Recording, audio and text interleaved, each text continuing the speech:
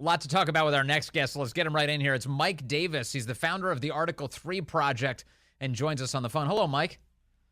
How are you doing? I'm doing great. I have to start with Joe Biden first and foremost. Special Counsel Robert Hur, who was assessing Joe Biden's theft of classified documents from his time in the government through the years, has concluded that he will not be bringing charges against him, but he released a report indicating that the reason for that, despite the fact that he's got literal recorded evidence of Biden admitting taking classified documents and then giving them to his ghostwriter, they say he's too old, his memory doesn't work, and a jury is not going to find him guilty if we charge him as a result. What do you think of that, Mike?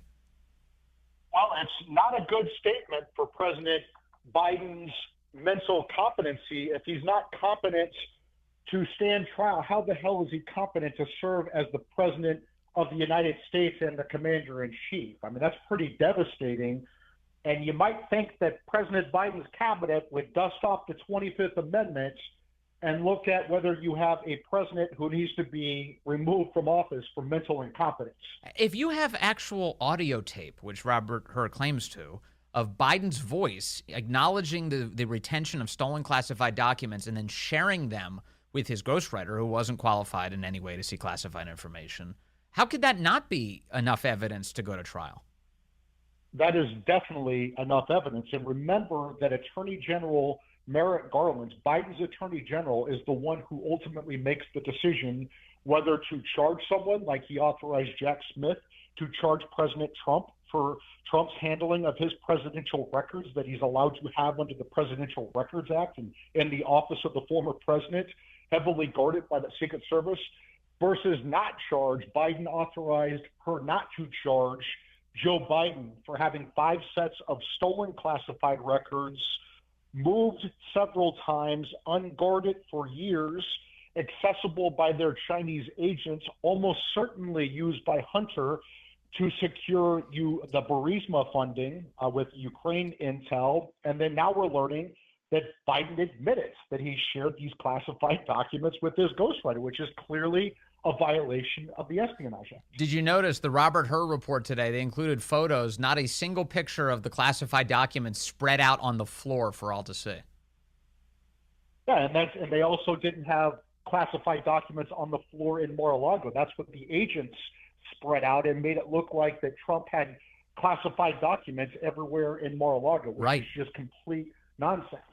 Finally, this idea that a prosecutor of his stature could put into this report that, we can't charge Biden because a jury would find him, I think they said likable in there, and also he's too old and his memory doesn't work. Wouldn't that be an excuse for committing any crime then? Yeah, I guess they always say that we don't have two systems of justice and no one's above the law and Trump's not above the law. Well, they're trying to say here that Biden's above the law. Remember, Robert Hur got picked because he's part of the Uniparty. He worked with Chris Wray and Rod Rosenstein. When I was on the Senate Judiciary Committee as the chief counsel for nominations, I held up Robert Hur's nomination to become the Maryland U.S. attorney because I knew that he was part of this deep state cabal with Chris Wray and Rod Rosenstein and that whole deep state cabal.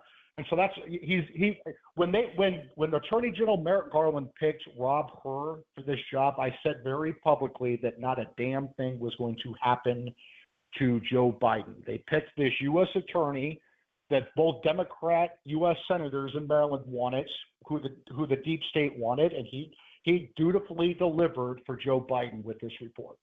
Okay, let's go to the Supreme Court hearing today. The ballot rigging scheme out of Colorado got a hearing today in the Supreme Court, and it doesn't seem like it went well for the left. In fact, almost every justice, to include Ketanji Brown Jackson, deeply skeptical of the idea that it would save democracy by removing the leading candidate for president from the ballot. What did you think of today's hearing? Well, it should be a 9-0 decision. I didn't think that I thought that maybe the Democrats' argument would be so bad that they would get Justice Kagan, maybe. So it might be from 6-3 to 7-2. I had no idea that the argument was going to go so badly for these anti-Trump forces that they may now actually President Trump may now actually get Justice Jackson. So this could be an 8-1 ruling with Justice Sotomayor being the only dissenter. It's there was a lot of amazing moments today. One of them was, I want to play this audio. I just played for the audience, but I want to now play for you as well. At the end of Ketanji Brown Jackson's questioning of Jason Murray, again, the attorney representing the ballot riggers, she asked, what happens if you lose this case? Listen to his description of what comes next. If we think that the states can't enforce this provision for whatever reason in this context, in the presidential context, what happens next in this case? I mean, is it done? If this court concludes that Colorado did not have the authority to exclude President Trump from the presidential ballot on procedural grounds, I think this case would be done, but I think it could come back with a vengeance, because ultimately members of Congress may have to make the determination after a presidential election, if President Trump wins, about whether or not he's disqualified from office and whether to count votes cast for him under the Electoral Count Reform Act. I'm sorry, if I understand this correctly, he's accusing Trump of fomenting an insurrection by objecting to the way the votes were being counted on January 6th of 2021. And he's now saying if he loses this case in the Supreme Court today, he's advocating that Democrats reject the Electoral College vote in 2025. Do I hear that right? That sounds like that's exactly how I heard it. Look, I know Jason Murray. He clerked for Justice Kagan. He also clerked for Justice Gorsuch on the 10th Circuit. I like him personally, but his argument today was an utter disaster. And it was a disaster for these anti-Trump forces. And it was stunning to hear that if the Democrats lose on November 5th, 2024, which is likely according to polling, they're still not going to let President Trump assume office, because they're going to do what they claim President Trump did illegally on January 6, 2021. Yeah, I mean, they're saying it out in the open. They're so brazen about it, they say it during a Supreme Court oral argument. That's how far this has gone.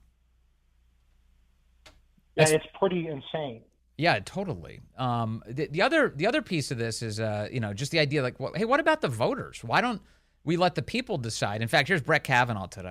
What about the idea that we should think about democracy, think about the right of the people to elect candidates of their choice, of letting the people decide, because your position has the effect of disenfranchising voters to a significant degree. And should that be something, does that come in when we think about, should we read Section 3 this way or read it that way? What about the background principle, if you agree, of democracy?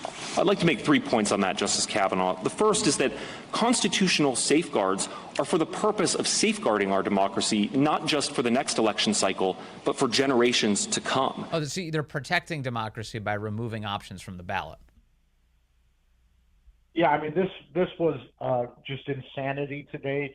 The argument was so bad by the anti-Trump forces that they managed to lose Kagan and Jackson, or it looks like they're going to lose Kagan and Jackson. They could lose Sotomayor at the end of this. This could end up being 9-0 because she's just so embarrassed to have to write the only dissenting opinion on this case. But here's the problem. This was their Michael Avenatti moment on this lawfare. They really blew up their credibility today in this lawfare and election interference against President Trump. And so the rest of their lawfare and election interference is going to be undermined. Their credibility is going to be undermined on all these other fronts where they're going after Trump with these four indictments, the civil fraud lawsuit, the Jean Carroll lawsuit, the illegal gag orders, these disqualification cases.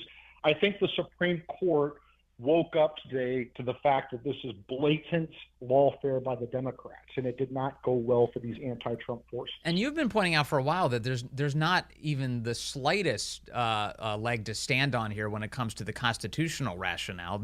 No court has concluded that there's not even been charges against Donald Trump for insurrection. That word. Colorado just decided to arbitrarily decide that he was an insurrectionist, and then therefore he should be banned from the ballot. And even the qualifications to run for president of the United States are much more tightly defined, actually, right? Yeah, I mean, there is a controlling case from 155 years ago, the Griffin's case, where if you want to disqualify someone under Section 3 of the 14th Amendment, Congress has to pass a federal criminal statute for insurrection or rebellion with a disqualification clause, which Congress did in 1870. last updated, I believe, in 1948. It's still on the books. If the House Democrats had evidence of insurrection after spending tens of millions of dollars hunting for it, the Biden Justice Department, Jack Smith, certainly would have brought those charges against President Trump. They do not have evidence of insurrection because January 6th was not an insurrection. It was a lawful protest permitted by the National Park Service that devolved into a riot. Yeah, I mean, they'd have a much better case if they had evidence that he had given money to terror regimes or had opened the border to allow people to invade our country, foreign nationals. You know what I mean? Like real evidence of just subverting the country. That would be kind of an insurrection, I would think. Just imagine if that was the case. Yeah, I mean, it's amazing. Like giving money to Iran, to colluding with the cartels to import 10 million illegal economic migrants. Who would do such a thing? I know. It's and under that circumstance, then we're looking at an insurrection. But thank goodness that's not what we're talking about. Hey, Mike Davis, thank you very much from the Article 3 Project for always being such a great guest with so much insight. Thank you, sir.